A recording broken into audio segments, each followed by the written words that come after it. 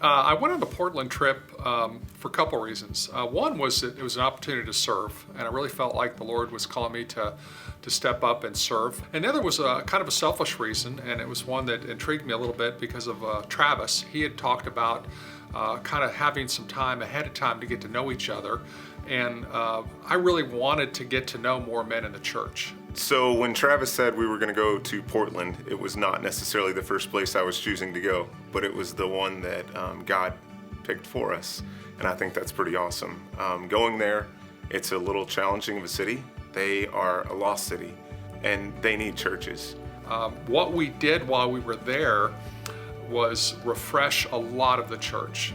Refresh meaning that we painted, we installed new lights. A lot of construction activities. We laid floors, we hung cabinets in the kitchen. We redid several bathrooms, toilets, vanities, sinks, plumbing. We took out a wall and created an open space for checking in. And so really a whole transformation of the bottom level of the church or the basement. One of the projects that I was most proud of was the baptismal. They had to cancel a baptism for 5 of their members because their baptistry or baptismal, whatever you want to call it, wouldn't hold water. And it was very old and outdated. And we spent several days working on that baptismal. Before we put it together for the last time, a couple of us prayed over that baptismal.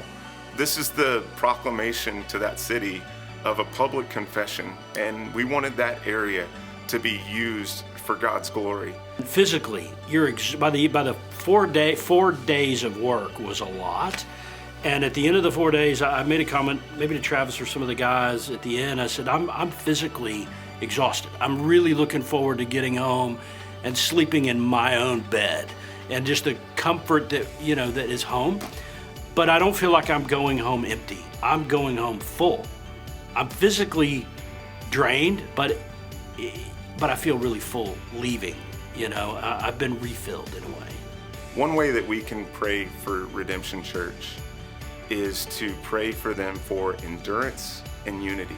Virgil asked us 3 different times when we asked for prayer, he asked for this. So I'd like all of us as a congregation to be in prayer for Virgil. What he asked for was the endurance that he's going to need to carry this out and to continue this ministry.